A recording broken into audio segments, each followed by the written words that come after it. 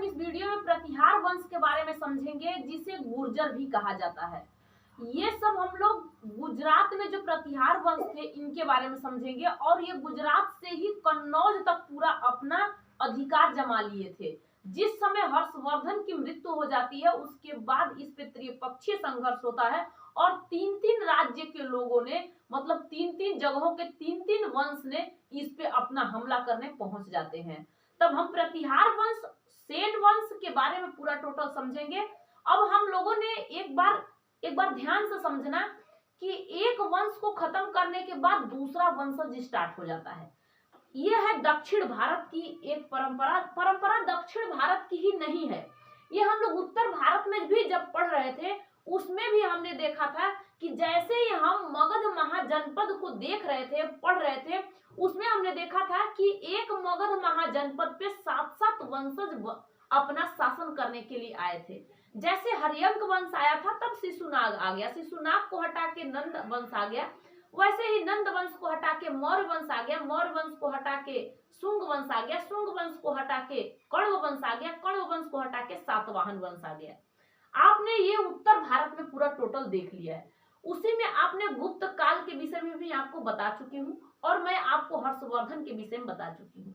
यहाँ पर आपको प्रतिहार वंश को समझना है, और प्रतिहार वंश में भी ऐसे ही खेला होता है, और ऐसे ही एक जिस तरीके से मान लो कि चालुक्य वंश यहाँ देखो, प्रतिहार वंश यहाँ पे रहते हैं, पाल वंश और सेन वंश यहाँ पे रहते हैं, और राष्ट्रकूट वंश यहाँ पे रहते हैं, और जो आते हैं आपका चोल वंश, जो पल्लव वंश आते हैं यहाँ पे रहते हैं, और ये चेर रहता है, और ये पांड। और संगम काल के विषय में मैं आपको बता चुकी हूँ, सारे के सारे दक्षिण भारत में सब के सब हुए थे, ये आपको पता चला होगा।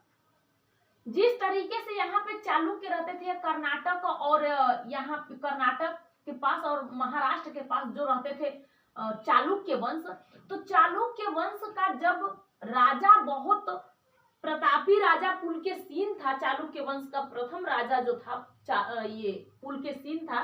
पुलकेशिन जैसे ही इसको नरसिंह वर्मन खत्म कर देता है इस पल्लव वंश के शासक को, वैसे ही यहाँ पे चालुक्य खत्म होते हैं, फिर राष्ट्रकूट आते हैं, फिर चालुक्य आते हैं, फिर राष्ट्रकूट आते हैं। मतलब इनकी कहानी ऐसे बनती रहती है, उतार चढ़ाव रहता है।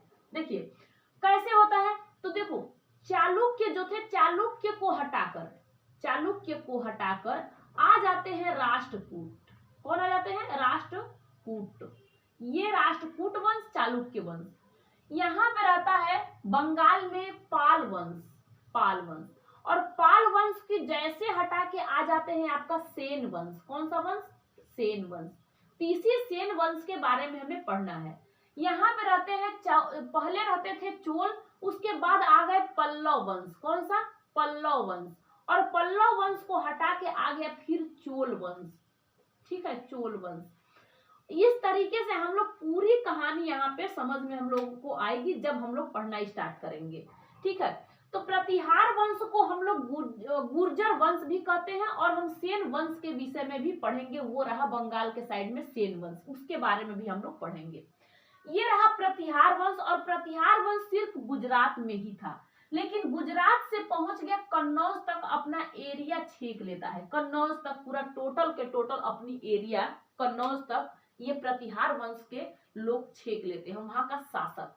अब वहां का शासक कौन है? वत्सराज, जो कि कन्नौज पे हमला करता है। और इसी राष्ट्रकूट का, चालुक्य वंश को हटा के राष्ट्रकूट वंश आया था, राष्ट्रकूट वंश का जो ध्रुव शासक था वो भी कन्नौज पे हमला कर देता है, और यहाँ का राजा पाल वंश का जो वंश था वो भी हमला कर देता है राष्ट्रकूट पर। ये तीन के तीन हमला कर देते हैं कन्नौज पर। इसी को कहा जाता है त्रिपक्षीय संघर्ष कहा जाता है। तो त्रिपक्षीय संघर्ष में कौन सा वंश भाग लिया था ये आप बता सकते हो। पाल वंश, राष्ट्रकूट वंश, प्रतिहार वंश। जीता कौन था? प्रतिहार वंश। तो प्रतिहार वंश के बारे में आप पूरा टोटल समझिए। प्रतिहार वंश गुजरात से लेकर कन्नौज तक अपना फैला लिया था, उसका हो गया था, एरिया उसकी हो गई थी। और संस्थापक इसके थे नागभट्ट। कौन से संस्थापक थे? नागभट्ट। और कौन सा शासक ने इस कन्नौज पे हमला किया था?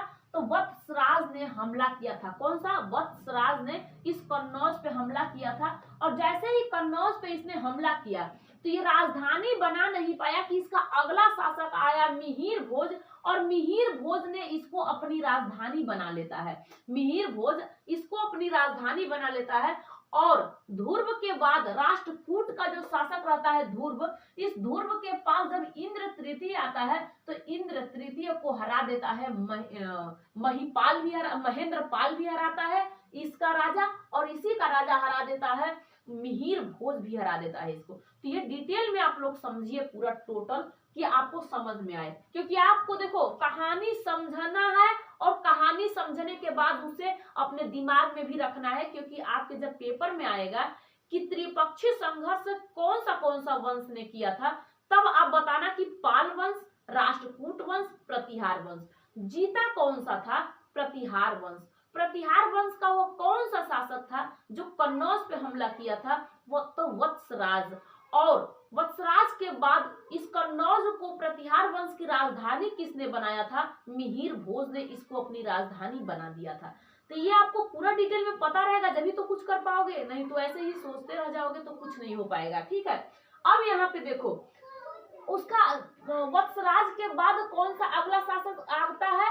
तो ये मिहिर भोज आता है, और मिहिर भोज कन्नौज को अपनी राजधानी बना लेता है और इंद्र तृतीय को हरा देता है। राष्ट्रकूट का इंद्र तृतीय ये शासक रहता है, इसको हरा देता है पूरी तरीके से। फिर आता है इसका अगला शासक मिहिर भोज। मिहिर भोज ने अभिलेख अपना लिखवाता है, और उस अभिलेख देखो मिहिर भोज जो था उस अपना अभिलेख ग्वालियर अभिलेख उसने लिखवाया था। तो ये भी आपके माइंड में होना चाहिए कि उसने ग्वालियर अभिलेख लिखवाया था। महेंद्रपाल आता है, और महेंद्रपाल के दरबार में बहुत तेजस्वी यानी कि एक विद्वान राजशेखर एक दरबार में इसके रहते थे। राजशेखर एक विद्वान रहते थे। ठीक है, और इसका अंतिम शासक जो आता है यशपाल आता है, और यशपाल आने के बाद ये धीरे धीरे यहाँ पे देखिए चौहान वंश, कौन सा वंश, सारे वंश के विषय में आपको बताऊंगी। ये धीरे धीरे स्टार्ट करके आ जाते हैं सब यहाँ तक। तो ये था आपका प्रतिहार वंश।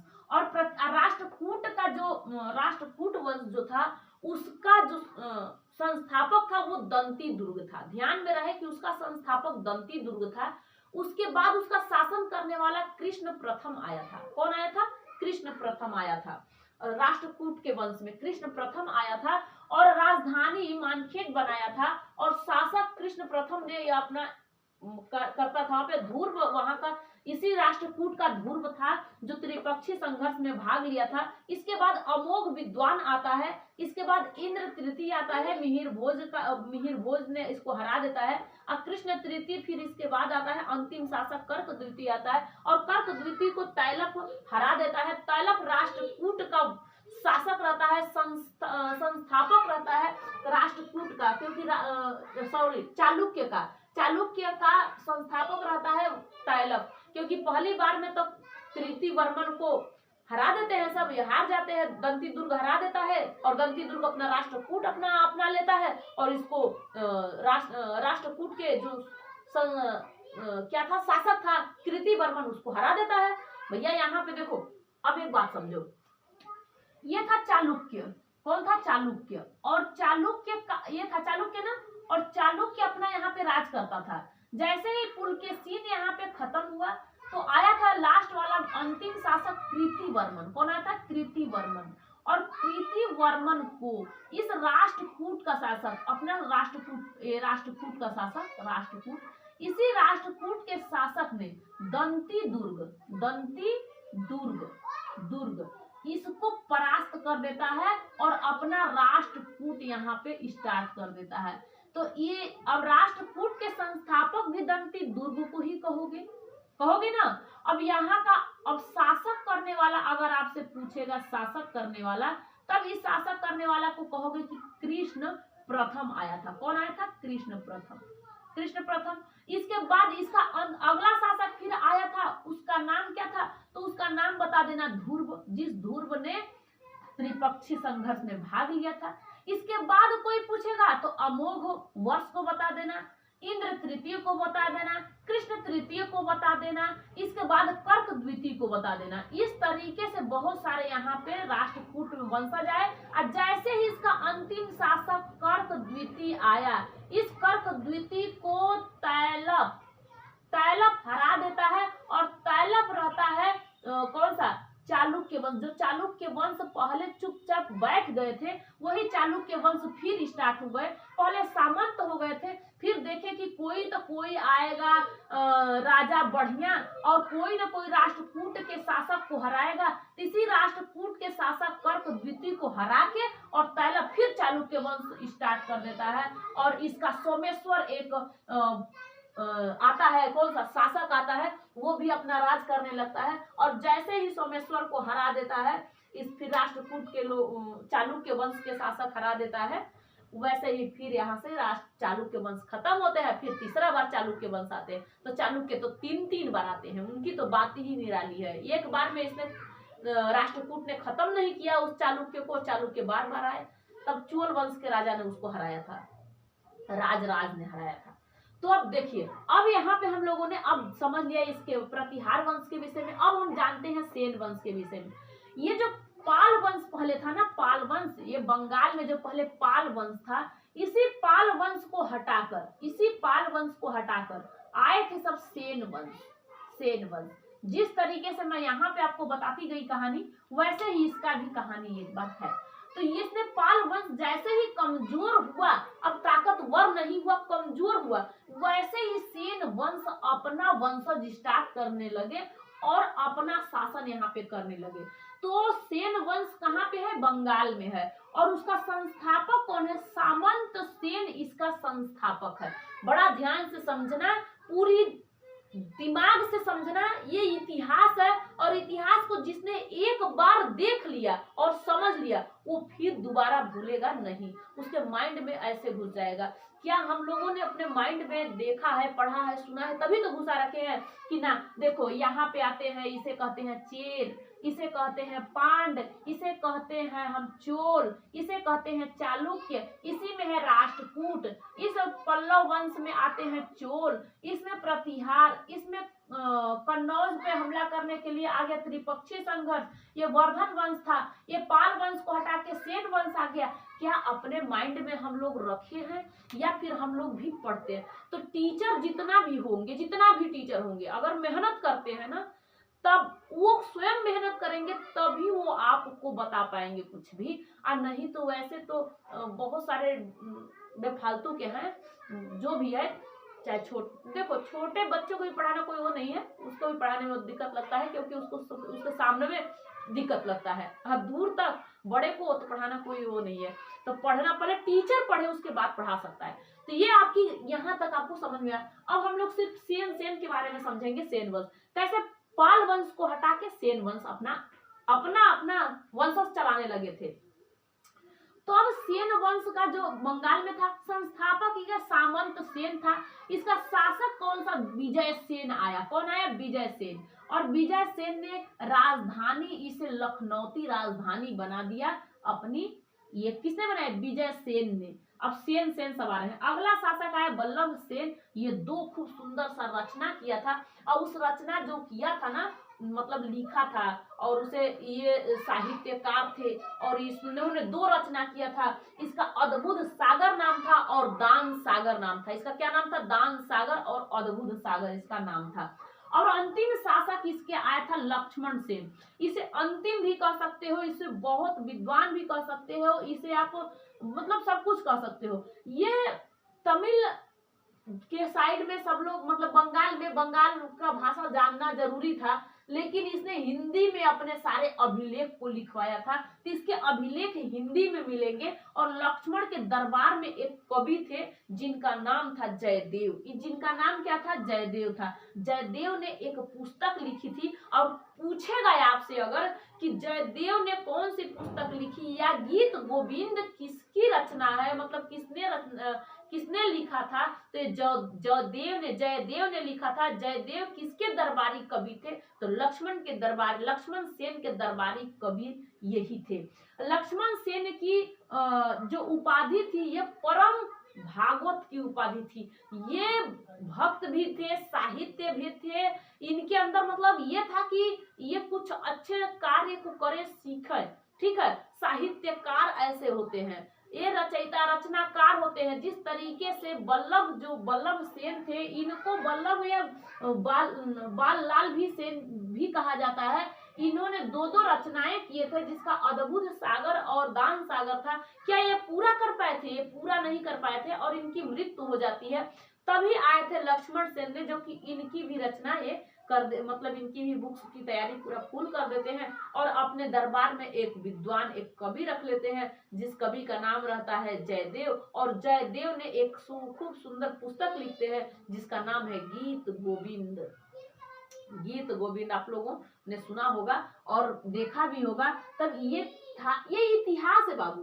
देखो ये इतिहास है, और इतिहास को पढ़ना, इतिहास को समझना, इतिहास को अगर एक बार आप लोग सिर्फ समझ जाओ ना, जैसे आप लोगों ने पढ़ा था। देखो पढ़ने का एक तरीका सिर्फ जान जाओ, तरीका क्या होता है। जिस तरीके से अगर आप जान जाओ कि घर बनता है तो उसके नींव में क्या क्या भरा जाता है, और नींव उठता है, उसके बाद दीवार, दीवार के बाद लेंटर, पिलर, सब कुछ जब आप जानते हो ना, तो नींव से स्टार्ट करते हो, तब आपको दिक्कत नहीं होगा।